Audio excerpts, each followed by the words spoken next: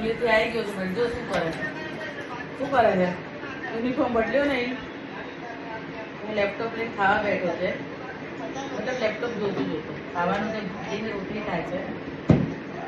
આખો ના કાઢ મોટી મોટી બહુ મારીશ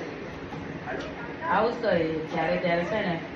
ખાવાનું ખાતો હોય ને લેપટોપ જોતો હોય ફોન જોતો હોય શું કરું હવે એની નેક્સ્ટ મંથ મતલબ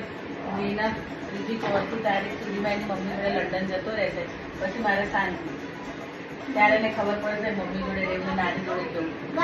એક દિવસ છે ને હું મારા માસીના ઘરે ગયો હતો ને ત્યારે સાંજે ત્યારે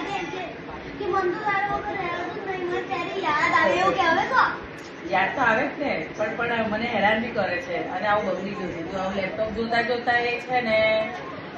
જમવાનું મતલબ ખાવાનું ખાય એના વગર એને ઉતરે નહીં આ બધા એની બેડ હેબિટ છે અને મારી જોડે સુધરતો નથી એટલે હવે એની મમ્મી જોડે જઈને સુધરશે રાઈટ રાઈટ રાઈટ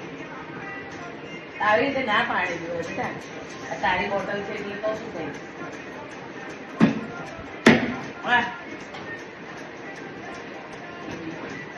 મેં તો જમી લીધું છે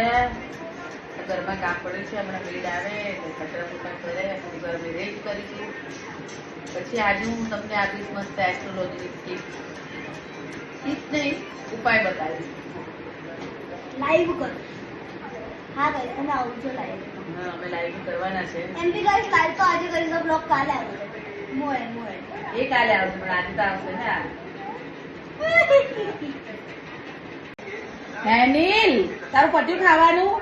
તો મૂકી દે ડીશ અને જો ત્યાં સુધી છે ને બધા મારા મિત્રોને એક સરસ મજાની રેમેડીઝ ઉપાય બતાવું છું હા બોલ તારા હેડફોન મને નહીં એ રહ્યા પણ હું હમણાં તને બહુ જોવા નહીં દઉં સુઈ જવાનું છે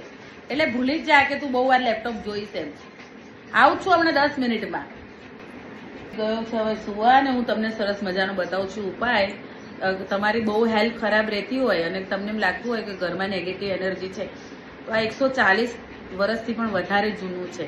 અને સટીક ઉપાય છે જો તમને એમ લાગતું હોય કે તમારી બહુ વારે વારે તબિયત બગડે છે તો તમે બેડરૂમમાં 24 કલાક માટે જીરો બલ્બ ચાલુ રાખો 24 કલાક એને બિલકુલ બંધ ના કરતા ઓર લાલ કલરનું પછી તમે બીજા દિવસે કે પછી ગમે ત્યારે ખાલી તમે રાતમાં જ ચાલુ રાખી શકો છો પણ એકવાર તમે 24 કલાક માટે રાખો અને તમે બહુ જ વધારે પડતા બીમાર હોવ તો તમારા હાથ અને પગમાં જે મહેંદીના પત્તા આવે છે ને એને વાટીને તમે લગાવો તમને લાગશે કે આવો ઉપાય પણ ખરેખર આ બહુ સટીક ઉપાય છે હાથના પગના તળિયામાં તમે આ મહેંદી લગાવી દો તો બહુ સારું અને એનાથી બી વધારે કોઈને બીમાર છે જે પથારી વસત છે જેમ કે કેન્સર કે કોઈ મોટી બીમારી એને છે ને એક જ ડાયરેક્શનમાં ના સુવડાવો ઘડી ઘડી તમે છે ને મતલબ આખો દિવસમાં 2 વાર એનું ડાયરેક્શન ચેન્જ કરતા રહો એ આ બાજુ માથું રાખો અથવા આ બાજુ રાખો મતલબ ઉત્તર દક્ષિણ એમ ચારે દિશામાં તમે ભારે પડતી એને ફેરવતા રહો બીજું તમને એમ લાગે છે ને કે ઘરમાં નેગેટિવ એનર્જી પણ આવે છે એના લીધે તો તમારે શું કરવું રઈ આવે છે ને પીળા કલરની જે રઈ એને તમારે રાત્રે નાખી દેવી આખા ઘરમાં બધે ખૂણે ખૂણે એમ થોડી થોડી 3 દિવસ નાખો અને સવારે રોજ કચરો વાળી દેવાનો હવે આજે જેમ કે તમે રાત્રે નાખી પછી સવારે વાળો એના પછી તમે છે ને એક ગ્લાસ લો એમાં અડધો ગ્લાસની અંદર કાચું દૂધ લો અને ગૌમૂત્ર લો અને એની અંદર થોડું કળદર નાખી દો અને મિક્સ કરી અને તમે આખા ઘરમાં એને આમ છંટકાવ કરી દો ધીરે ધીરે છાંટી અને પછી તમે પોતું મારી દો આવી રીતે 3 દિવસ તમે રાત્રે રહી નાખો અને 3 દિવસ તમે આવી રીતના ગૌમૂત્ર અને કાચા દૂધ ને હળદરવાળું પાણી તમે આખા ઘરમાં છંટકાવ છાંટી અને પછી પોતું ફેરવી દો ગમે તેવી નેગેટિવ એનર્જી છે દૂર થઈ જશે અને તમારા હેલ્થ ઇસ્યુ પણ ધીરે ધીરે સારા થવા લાગશે 100% આ ઉપાય સટીક છે તમે જરૂરથી કરજો મિત્રો